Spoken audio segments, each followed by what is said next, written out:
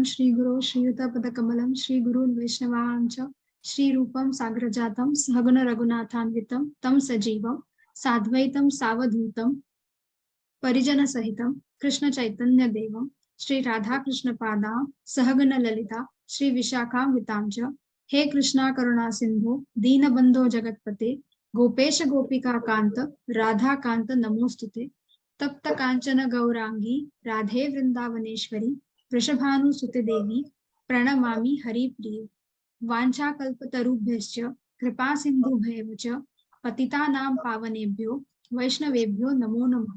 श्री कृष्ण चैतन्य प्रभु नित्यानंद श्री अद्वैत गदाधर श्रीवासादि भक्त वृंद हरे कृष्णा कृष्णा कृष्णा हरे हरे हरे राम राम राम हरे हरे। श्री श्री राधा कुंज बिहारी जी की जय, श्री श्री राधा वृंदावन चंद्र की जय, हिज ग्रेस प्रेमदास बाबा जी महाराज की जय। राधे राधे। तो कल हमने देखा कि कैसे नित्य गोलोक धाम में श्याम सुंदर से श्री जी का प्रादुर्भाव हुआ है और फिर उन्हीं श्री जी से नित्य सखी, मंजिरी, किंकिरी इनका प्रादुर्भाव हुआ है। और कौन सी सखी कौन सी सेवा करती है और कैसे बिना सखी, मंजिरी और किंकिरी के कृपा के श्री जी को पाना संभव नहीं है। हमने ये भी देखा कि वृंदावन में जितने भी गोस्वामी, आचार्य और संत हैं, वो सारे नित्य धाम में श्री जी के नित्य परिकर है, उनके नित्य मंजरी गण है।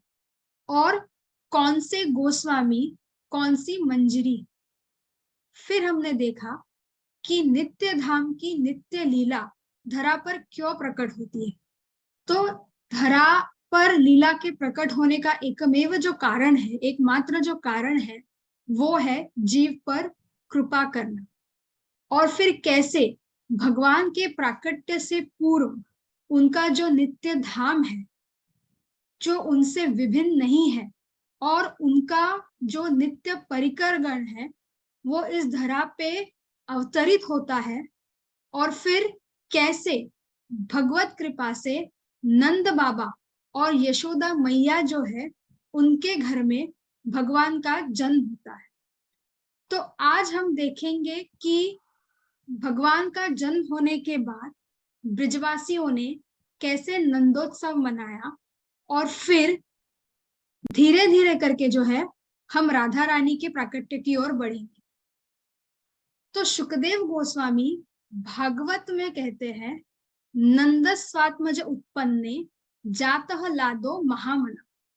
नंदस्वात्मज उत्पन्ने जातः लादो महामना। नंद जी को ये पता चला कि मेरे घर पे आत्मज पैदा हुआ है। तो आत्मज शब्द का अर्थ क्या है?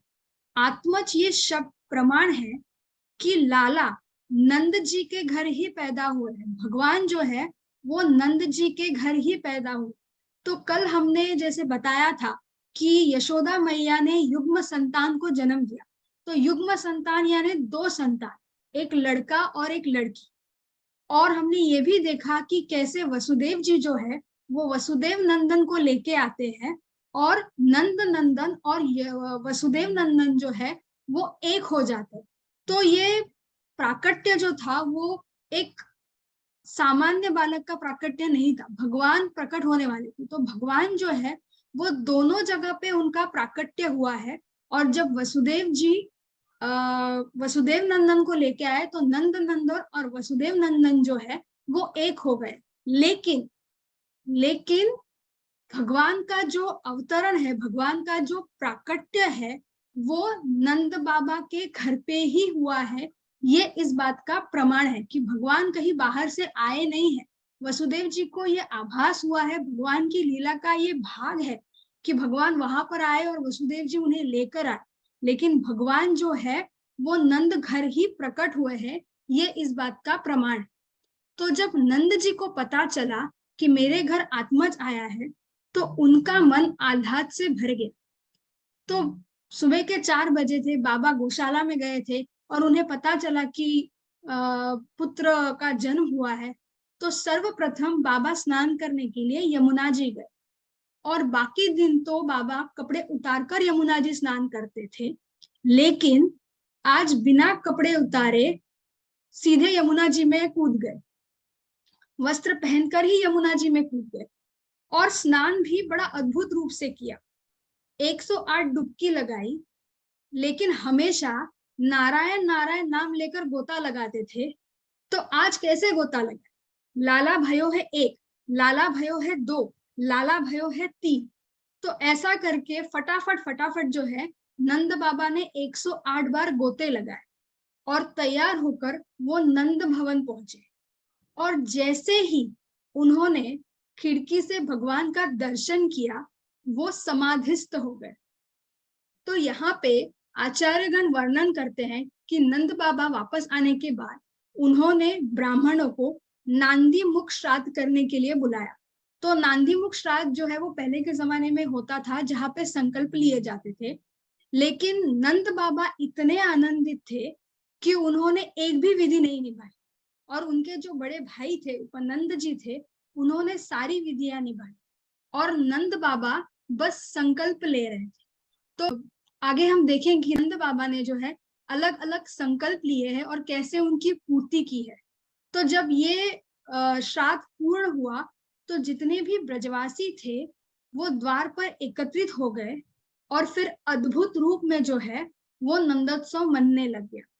तो भागवत में 10वें स्कंद में 5वें अध्याय में 18वें श्लोक में शुकदेव जी नंदोत्सव का वर्णन करते हैं कि नंद बाबा गोदान कर रहे हैं, और उन्होंने कितनी गोमाता दान की। धेनु नाम नियते प्रदा, धेनु नाम नियुते प्रदा। तो आचार्यगण कहते हैं नियुते का अर्थ है 20 लाख गैया, 2 मिलियन काउस। तो इतना बड़ा गोदान जो है वो नंद बाबा ने किया है। और वो गैया भी कैसी थी, जिनके खूंटों चांदी से, सींग सोने से और पीठ तांबे से मड़ी है। तो जो गैया बाबा ने दान की वो भी कोई सामान्य गैया नहीं थी, वो काफी अच्छी और सजी सवरी गैया थी।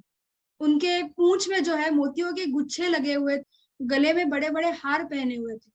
और बाबा सिर्फ गोदान नहीं कर रहे थे, सिर्फ गैयों का दान नहीं कर रहे थे, वो बछड़ों के साथ गोदान कर रहे थे।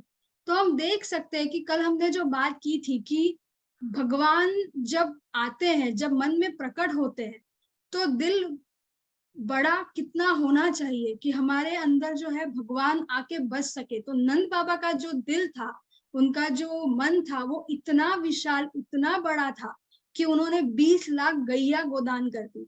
और इतना ही नहीं, वो इतने आनंदित थे और उनका हृदय इतना बड़ा था कि उन्होंने गैयाओं के साथ साथ हाथी, घोड़ा और पालकी भी दान कर दी।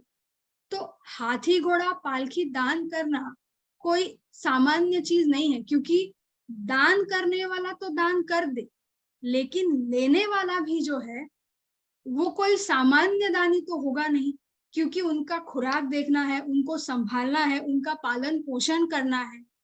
तो ये जो जितने भी भिक्षुक थे वो सामान्य भिक्षुक नहीं थे।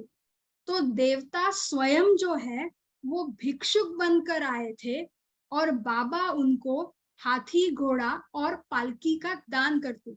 तो यहाँ पे भी हमें जो अर्थ लेना है और हमें जो समझना है कि दिल बड़ा होना, हृदय बड़ा होना कितना आवश्यक है। और इसीलिए भगवान जो है वो क्यों नंद बाबा के घर पर आए, क्यों नंद बाबा के घर पर प्रकट हुए। तो श्रीमद् भागवतम 10.5.3 में श्लोक आता है, तिलाद्रीन सप्त रत्नौ घशात कौम्भाम बरावृता। 7 तिल के यानी धान के पहाड़ भी बाबा ने दान किए हैं। तो ये जो तिल के पहाड़ थे, कहने को तो तिल के थे, लेकिन अंदर जो है काफी रत्न, हीरे, जवाहरात जो थे उनसे भरे हुए थे। तो बाबा इतने इतने इतने ज्यादा आनंदित और प्रसन्न थे, उनका मन इतना ज्यादा विशाल था कि उनके पास जो भी था वो सब कुछ वो दान कर रहे थे। एक बार भी वो ये नहीं सोच रहे थे कि मैं ये कैसे दान करूं, क्या, कुछ नहीं। जिसने जो मांगा, जिसको जो चाहिए था, बाबा ने उसे वो सब दान में दे दिया। तो शुकदेव जी भागवतम में वर्णन करते हैं 10.5.7 में कि अद्भुत रूप से नंदोत्सव मना, गावो वृषा वत्सतरा, हरिद्रा तैल रूषिता। ब्रिजवासियों ने, अब ये तो नंद बाबा और यशोदा जी है, उन्होंने कैसे उत्सव मनाया उसका है। अब हम देखेंगे कि ब्रिजवासी जो है उन्होंने कैसे नंदोत्सव मनाया। तो ब्रिजवासियों ने गोमाता को, बैलों को सजाया, अपने घरों को सजाया, पताका लगाए, जो फूल थे वो बिछाए, घर को साफ किया। और सब लोग जो है वो सोच रहे थे कि नंद बाबा तो आनंदित है क्योंकि उनके घर पे पुत्र का जन्म हुआ है, लेकिन ब्रिजवासी क्यों मना रहे, ब्रिजवासी क्यों आनंद उत्सव मना रहे। तो सबको ये लग रहा था कि भगवान केवल नंद जी के घर पर नहीं बल्कि सबके घर पर पधारे। इसीलिए किसी ने भी ये नहीं कहा कि नंद के घर बेटा हुआ है, सबने कहा नंद घर आनंद भयो, जय कन्हैया लाल। क्योंकि सबको यही लग रहा है कि नंद बाबा के घर आनंद हुआ है और बेटा जो है हम सबके घर पे आया है, भगवान जो है हम सबके घर पे आए हैं। क्योंकि भगवान, जैसे हमने कहा कि भगवान जो है उनसे आनंद नहीं है, भगवान स्वयं आनंद है। और वही आनंद जो है वो ब्रजवासियों के मन में, उनके हर एक कृति में जो है वो दिखाई दे रहा था कि ब्रजवासी भी जो है वो कितने अधिक आनंदित है। तो सारा ब्रिज जो है वो आनंद से परिपूर्ण हो गया। और श्री कृष्ण का जो जन्मोत्सव है वो 1 या 2 दिन नहीं, 6 महीने तक मनता रहा। तो जब भगवान का जन्म हुआ उसके 1 हफ्ते बाद वापस ब्रिजवासी आए और मैया से बोले कि मैया आज लाला का जन्मदिन है। तो मैया बोली अच्छा, इतने जल्दी जन्मदिन आ गया, मुझे तो लगा 1 साल के बाद आया। तो ब्रिजवासी बोले आज कौन दिन है, बोला बुधवार है। तो बोले लाला कौन से दिन भयो, बोले बुधवार को भयो। तो जन्मदिन हुआ कि नहीं हुआ, बोला हुआ। तो क्या करना चाहिए, बोला जश्न मनाना चाहिए। तो ऐसे हर एक हफ्ते, हर एक दिन जो है वो ब्रजवासी आते थे, गोपियां आती थी और नंद भवन में जो है भगवान का उत्सव 6 महीने तक मनता रहा। और ये है नंदोत्सव की ये तो हमने संक्षिप्त रूप में देखा है क्योंकि हमें आगे जाना है। तो लेकिन जिस नंदोत्सव का जो वर्णन है वो इतना विशाल है कि इतनी धूमधाम से भगवान का जन्मोत्सव मनाया गया कि ऐसा जन्मोत्सव कभी पहले कहीं मनाया नहीं गया था। तो धीरे धीरे जो है प्रभु बड़े हो रहे हैं और अनेक असुरों का उन्होंने उद्धार किया है। तो एक तरफ भगवान की जो है गोकुल लीला घटित हो रही है, लेकिन कहीं ना कहीं ब्रजवासियों के मन में एक कष्ट भी था कि लाला तो आ गया पर लाली नहीं है, भगवान तो आ गए लेकिन श्री जी अभी तक नहीं आए। तो राधा रानी का जन्मोत्सव देखने से पहले ये जरूरी था कि हम भगवान का जो है श्री कृष्ण का जन्मोत्सव भी देखें, उनकी लीला थोड़ी बहुत श्रवण करें। क्योंकि श्री जी जो है वो श्याम सुंदर के पीछे आई है। तो ग्रंथों में कई जगह पे वर्णन आता है कि श्री जी कुछ कल्प में श्री जी श्री कृष्ण से पहले आई हैं, लेकिन हमारे जो गौड़िया संप्रदाय है उसमें जो आचार्य गण है वो श्री जी को भगवान से छोटा मानते हैं। ये माना जाता है कि श्री जी जो है इस कल्प में भगवान के बाद ही आई है और भगवान की जितनी भी लीलाएं हैं जो भी है उनमें भी श्री जी को भगवान से छोटा कहा गया है। तो इसलिए पहले हमने जो है संक्षिप्त रूप से भगवान का जन्मोत्सव और नंदोत्सव के बारे में थोड़ा बहुत सुना है।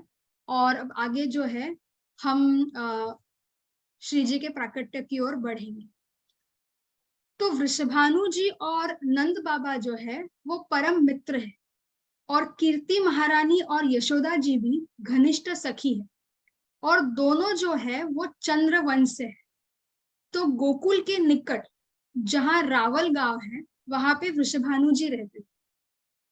तो इसी वंश में निपजी महाराज करके राजा हुए। उनके पुत्र जुपजी महाराज, जिनके पुत्र हुए दयाधी महाराज, और उनके पुत्र थे धर्मवीर महाराज। लेकिन धर्मवीर महाराज जो है वो वृद्धावस्था में पहुंचने के बाद भी उनको संतान की प्राप्ति नहीं हुई। तो उन्होंने गिरिराज जी के पास 13 वर्ष तक शंकर जी की उपासना की, और तब शंकर भगवान ने उन्हें वर दिया और कहा कि आपके वंश में भगवान की प्राण प्रिया आने वाली है। आपकी चौथी पीढ़ी में भगवान की नित्य शक्ति श्री जी का प्रादुर्भाव होगा। फिर उनके यहाँ एक और पुत्र का जन्म हुआ, जो महिमान जी राजा करके जाने जाते हैं, जिनका विवाह सुखदा रानी से हुआ। और इनके यहाँ पे 5 पुत्र हुए, जिसमें से सबसे श्रेष्ठ जो थे वो वृषभानु जी, जो कि राजा हुए, और जिनका विवाह इंदुसेन महाराज की बेटी महारानी कीर्ति से हुआ। तो गर्ग संहिता में कहा गया है कि सुचंद्र नाम के जो राजा थे और कलावती नाम की जो रानी थी, वो रावल बरसाना में वृषभानु जी और कीर्ति महारानी के रूप में प्रकट हुई है। और भागवत में भी ये उल्लेख आता है कि द्रोण और धरा नाम के वसु नंद और यशोदा जी बने। तो हमें इसका अर्थ क्या लेना है? इसका अर्थ ये है कि भगवान के माता पिता तो कोई नहीं बन सकते। जैसे हमने पहले कहा था, भगवान के माता पिता कोई बन नहीं सकते। श्री कृष्ण के नित्य माता पिता जो है वो नंद जी और यशोदा जी है, और राधा रानी के जो नित्य माता पिता है वो वृषभानु जी और कीर्ति महारानी। तो वो तो कोई बन नहीं सकता। लेकिन एक भक्त के लिए जब कोई वात्सल्य रूप से भजन करता है तो उसे सेवा की प्राप्ति कैसे होगी?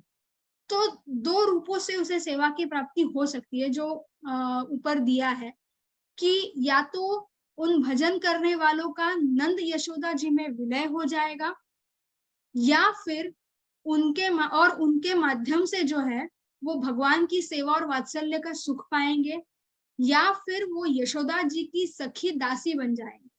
तो जो भी भक्त जो है वात्सल्य भाव से भगवान की आराधना करते हैं, भजन करते हैं, उनका स्मरण करते हैं, और अंतिम समय में इसी भाव में जो है वो भगवान को प्राप्त करते हैं, तो इन 2 रूपों में भगवान जो है उन पे कृपा करते हैं और उन्हें जो है भगवान की सेवा का अवसर मिलता है। तो इसी प्रकार सुचंद्र और कलावती का वृषभानु और कीर्ति महारानी में विलय हो गया। तो भगवान का नित्य परिकर नित्य लीला से प्रकट हुए, और नित्य माता पिता भी प्रकट हुए। तो जैसे हमने पहले कहा था कि भगवान जब भी आते हैं तो पहले उनका धाम आता है, उनके परिकर आते हैं, वैसे ही उनके नित्य माता पिता जो है नंद यशोदा जी और वृषभानु जी और कीर्ति मैया, वो भी आए। फिर वृषभानु जी के यहाँ पहला बेटा हुआ, जिसका नाम था श्रीदामा, और ये भी जो है वो भगवान के नित्य परिकर है, भगवान के नित्य सखा है। लेकिन वही वृषभानु जी और कीर्ति मैया के मन में कहीं ना कहीं ये चाहती कि उनके घर में जो है एक अद्भुत कन्या का जन्म हो।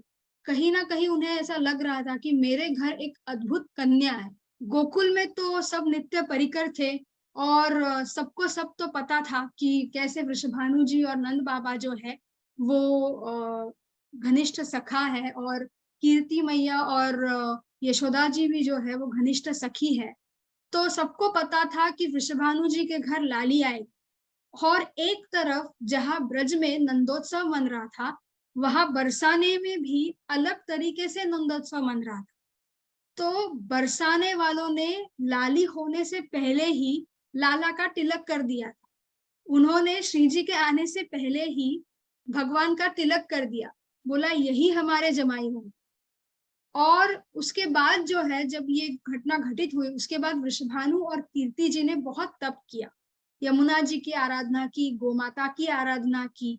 और एक दिन जैसे नंद यशोदा जी को अनुभव हुआ वृषभानु जी और कीर्ति जी को भी दिव्य प्रकाश का दर्शन हुआ। तो नंद बाबा यशोदा जी जो थे उन्हें नील प्रकाश का दर्शन हुआ, वैसे ही वृषभानु जी और कीर्ति जी जो थी उन्हें पीत प्रकाश का दर्शन हुआ और स्वप्न में उन्हें श्री जी का दर्शन हुआ, जहां श्री जी ने उनकी पुकार स्वीकार की और कहा कि शीघ्र आपके घर में मेरा अवतरण होगा। तो एक पीले रंग का प्रकाश जो है वो पहले वृषभानु जी के हृदय में समाया और फिर वही प्रकाश कीर्ति मैया के गर्भ में आकर विराजमान हुआ। और जैसे ही वो पीत प्रकाश वो प्रिया जी तेज रूप में स्थापित हुई, कीर्ति महारानी की दिशा परिवर्तित हो गई और उन्हें जो है वो दिव्य अनुभव होने लग गया। तो बरसाना में जो है राधाष्टमी के दिन सवेरे सवेरे पदगान होता है। तो कौन सा पद गाया जाता है? तो श्री जी की जन्म लीला का दाई का पद है, जिसमें वृंदावन दास जी ने क्रमिक रूप से श्री जी का प्राकट्य का वर्णन किया है। और इसी पद के माध्यम से जो है अब हम राधा रानी की जन्म लीला को श्रवण करेंगे। तो जब वो प्रकाश कीर्ति मैया के उदर में आके विराजमान हुआ तो कीर्ति मैया को अद्भुत अनुभव होने लग गए, उनमें परिवर्तन आने लग गया और गर्भ का जो है वो प्रथम मास आया। तो कीर्ति महारानी को क्या क्या अनुभव हुआ? तो कीर्ति मैया का हृदय जो है वो अनुराग से भर गया, क्योंकि श्री जी जो है वो स्वयं अनुराग का सिंधु, अनुराग यानी प्रेम और भक्ति। तो कीर्ति वृषभानु जी के भाग खुल गए और अमंगल भाग गया। तो यहाँ पे अमंगल क्या है? जीव का सबसे बड़ा अमंगल भगवान से बहिर्मुखता है। श्री जी का हमने देखा था कि श्री जी का जो काम है वो भक्तों का पोषण करना है। तो जब प्रथम श्री जी की कृपा होती है तो वो विमुख जीव को भगवान के सन्मुख कर देती है और इस तरह से सबका अमंगल दूर होता है। तो अमंगल जो है वो यही है कि भगवान से बहिर्मुखता है और जब श्री जी की हम पे कृपा होती है तो हम भगवान की ओर आकर्षित हो जाते हैं, हमारा भगवान की ओर आकर्षण बढ़ने लगता है।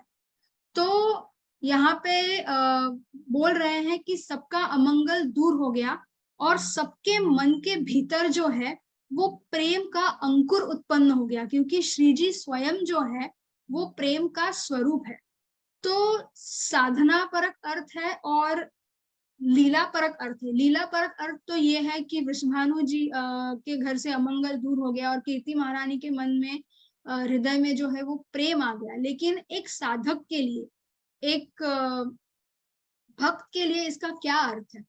तो पहले महीने में प्रेम प्राप्ति के पहले स्तर पर प्रेम का मन में अंकुर पैदा होता है। तो अब हम जो है वो हर एक मास को देखेंगे लीला परक रूप से और उसी को हम लोग सिद्धांत परक रूप से देखेंगे कि कैसे 9 अलग अलग स्तर पे जब साधक पहुंचता है, जब भक्त पहुंचता है तो उसे क्या क्या अनुभव होता है। तो लीला परक अर्थ भी होगा और साधना परक भी अर्थ होगा। तो फिर जब दूसरा मास आया तो कीर्ति महारानी को क्या क्या अनुभव हुआ?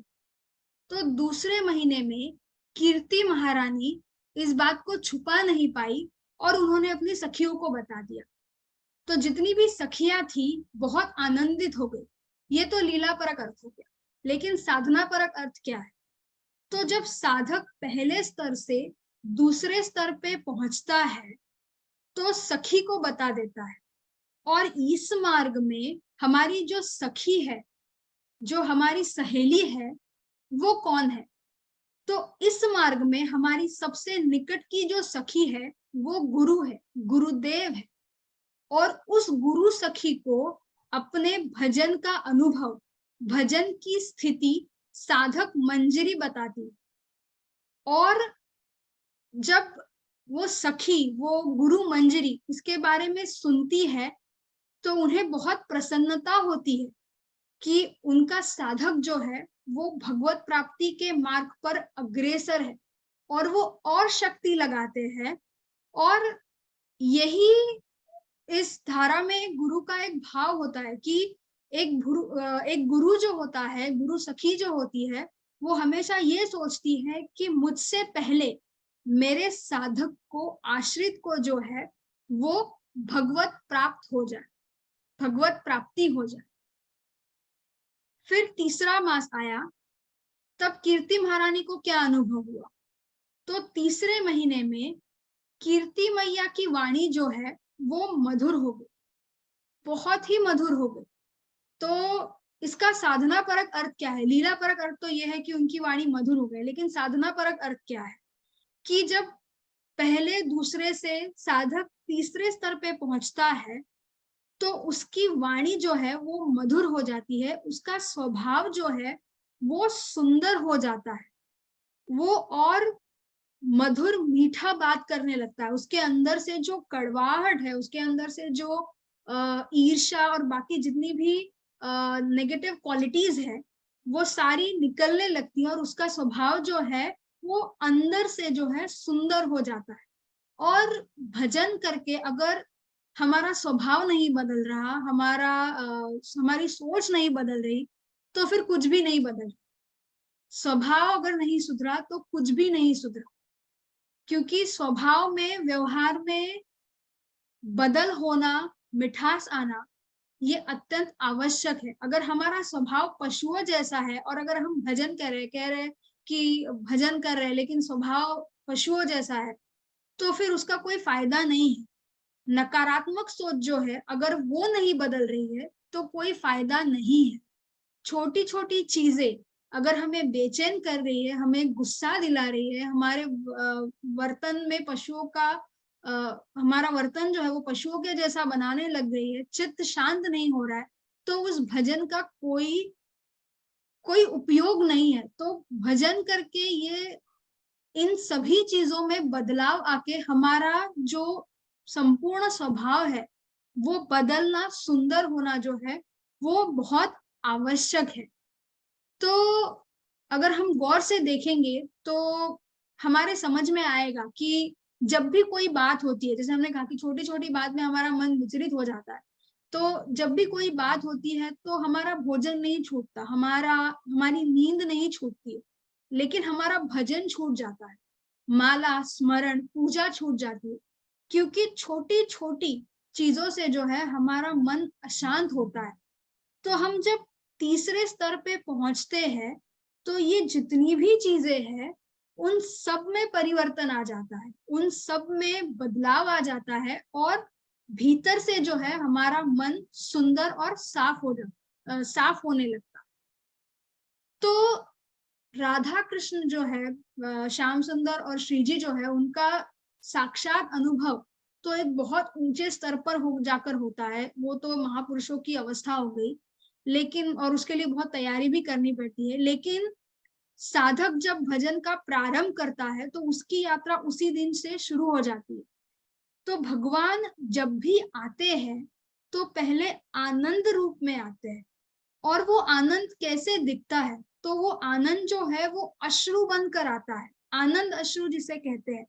तो जब भगवान आनंद रूप में आते हैं तो वो अश्रु बनकर आते हैं, और इस स्तर पर जब साधक पहुंचता है तो भगवान की लीला सुनकर जो है उसे रोने की इच्छा होती है, उसे पीड़ा होती है।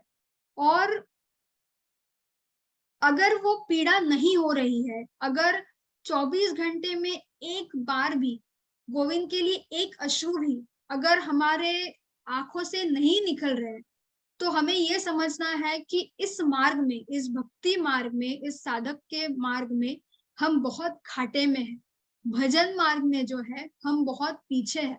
तो ये बहुत आवश्यक है कि हम इस मार्ग को बहुत गंभीरता से ले और इसकी इसके इम्पोर्टेंस को समझे। तो जीव गोस्वामी कहते हैं लली उर आनी, इसका अर्थ क्या है? इसका अर्थ है कि श्री जी जब हृदय में श्री जी जो है वो हृदय में आती है, उदर में नहीं। तो जैसा हमने पहले कहा था कि यशोदा मैया और नंद बाबा के उर में वो प्रकाश आया था, और कीर्ति मैया और वृषभानु जी भी जो थे, उनके उर में वो प्रकाश आया था, उदर में नहीं आया था, क्योंकि ऐसा कोई गर्भ बना नहीं है जिसमें भगवान और राधा रानी जो है वो स्थापित हो सके। तो ये लीला का भाग है, और वात्सल्य भाव जो है वो निर्माण करने के लिए इस लीला को किया गया है। लेकिन जो भगवान और श्री जी जो है वो हृदय में ही आते हैं, और लीला का माधुर्य जो है वो बना रहे, इसलिए इस लीला का उस तरीके से विस्तार हुआ है। तो भगवान और श्री जी उदर में नहीं रहते हैं, वो उर में रहते हैं, और उसी तरह से भक्त भी भगवान भी जो है वो भक्त के हृदय में वास करते हैं। इसलिए हमारा मन जो है वो बड़ा और साफ होना बहुत जरूरी है, क्योंकि तभी जो है भगवान हमारे उर में, हमारे हृदय में जो है वो बस सकते हैं। तो बाद में कहते हैं कि कीर्ति महारानी परम शोभित हो गई, शोभा की खान हो गई, और जो भी उन्हें देखता था वो उन्हें देखता रह जाता था। तो इसका अर्थ क्या है? तो इसका अर्थ एक साधक के लिए ये है कि संत लोग जो होते हैं वो दर्शनीय होते हैं। महापुरुषों के भीतर भगवत प्रेम होता है, और जब भी हम ऐसे महापुरुषों को देखते हैं तो हमें परम आनंद मिलता है। उनकी बातें, उनका नेत्र, और उनकी हर एक चीज, उनका हर एक व्यवहार जो होता है वो औरों से अलग होता है। तो किसी अगर महापुरुष का दर्शन हो गया तो हमें ये समझना चाहिए कि हमें भगवत दर्शन हो गया, क्योंकि महापुरुषों का दर्शन भी बहुत दुर्लभ है। अगर उनका चरण स्पर्श हो गया तो हमें ये समझ लेना चाहिए कि हमने गंगा जी में स्नान कर लिया। और हमें ये समझना है कि जो महापुरुष अगर हमें मिलते हैं तो वो कोई सामान्य पुरुष नहीं है, उनके भीतर स्वयं राधा गोविंद विराजमान है। और इसका एक अर्थ ये भी है कि अगर हम भजन करेंगे तो हमारी शोभा बढ़ेगी।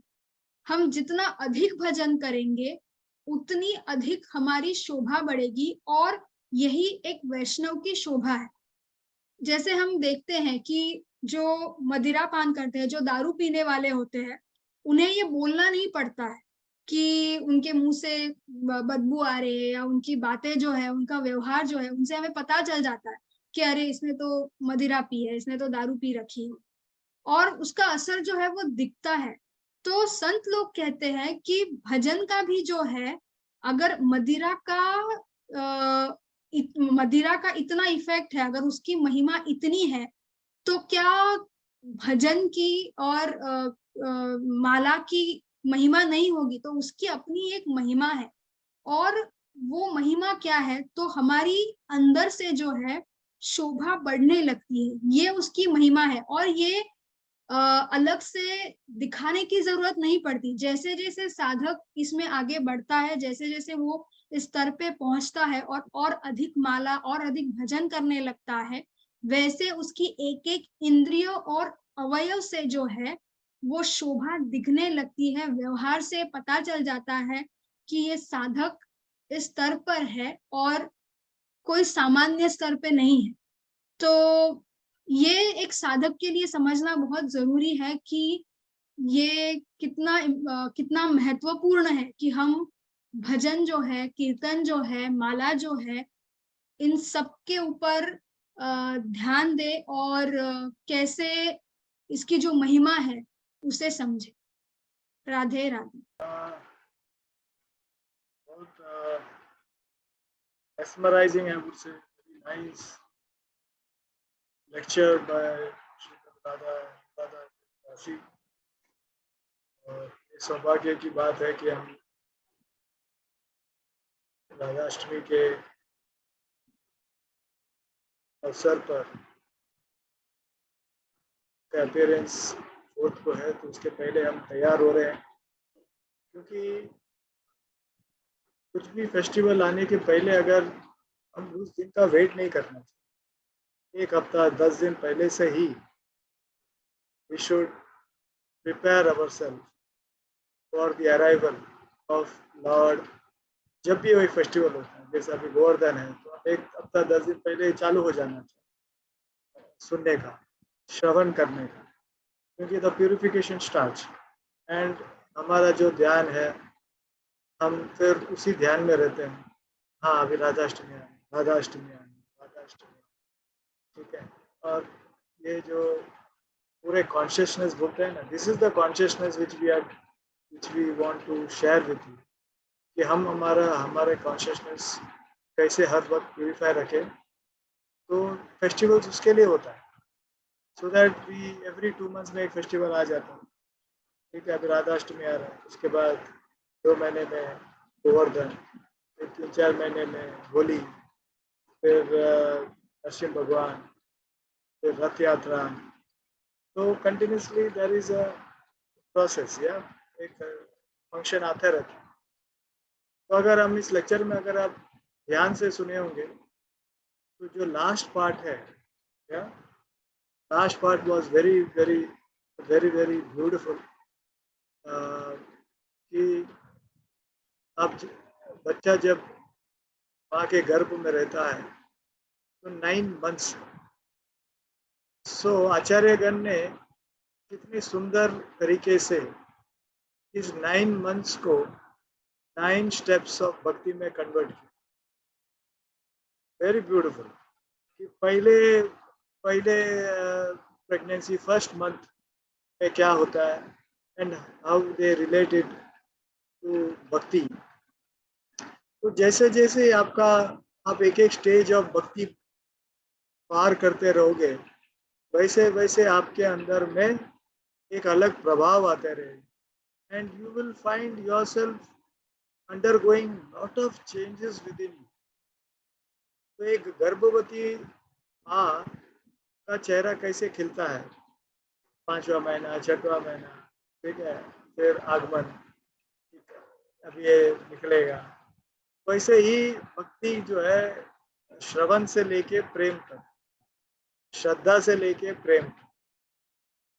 तो भागवतम में 9 वेज ऑफ वर्शिप दिया है, 9 तरीके के। वही 9 तरीके इधर है, श्रवण, कीर्तनम, अर्चनम, वो सब, ठीक है, पाद सेवन। तो वैसे ही जो 9 स्टेप्स है, ये तो 9 फॉर्म्स है, then there are 9 steps of bhakti. तो 9 स्टेप्स ऑफ भक्ति में वही जो है, पहला वो है श्रद्धा। श्रद्धा के बाद एक एक करके जब प्यूरिफिकेशन होते जाता है, और 9th मंथ जो है, how they related to Radha Rani का भाव, ठीक है ना, गर्भ में। तो ये समझना बहुत ज़रूरी है। तो ये लेक्चर में और क्या था, टेक अवे आर्गेन लेक्चर था कि आपको दिल बड़ा रखना, ठीक है। Charity, you have to start giving, the more you give the more you are going to get. तो अभी राधा अष्टमी आप लोग घर में मनाइए, ठीक है ना, घर में अच्छे से सजाइए, अभिषेक कीजिए, काफ़ी अलग अलग स्वीट्स बनाइए। तो all this things you need to do, या सो ये सब कीजिए आप। तो सेलिब्रेशन घर में कीजिए, अच्छा लगेगा। तो सब सेलिब्रेशन घर में नहीं हो सकता। तो जन्माष्टमी में आना है तो बड़ा जन्माष्टमी उत्सव है तो मंदिर में आना चाहिए, गोवर्धन है मंदिर में आना चाहिए।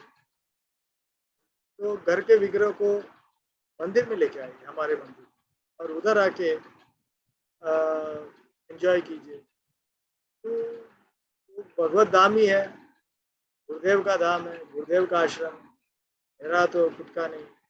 तो वैसे ही हमको आगे बढ़ना है अपने भक्ति में, और दिल बड़ा रखिए, ठीक है, दिल बड़ा रख के हमको करना बहुत ज़रूरी है। राधे राधे। या so very nice lecture, so we will just wind up here, and it was very beautiful. Don't miss these lectures, these are all gold, ठीक है। तो ये लेक्चर्स को, क्योंकि आपका परिवर्तन जो है, जीवन का परिवर्तन, ये सब लेक्चर सुन के ही होगा। भक्ति मार्ग में जितने आएंगे आप, तो ये लेक्चर सुनना बहुत ज़रूरी है। तो सुनिए लेक्चर्स, और इसका लाभ उठाइए, आपके अंदर में प्रवृत्ति होगा। या राधे राधे, हरे कृष्ण।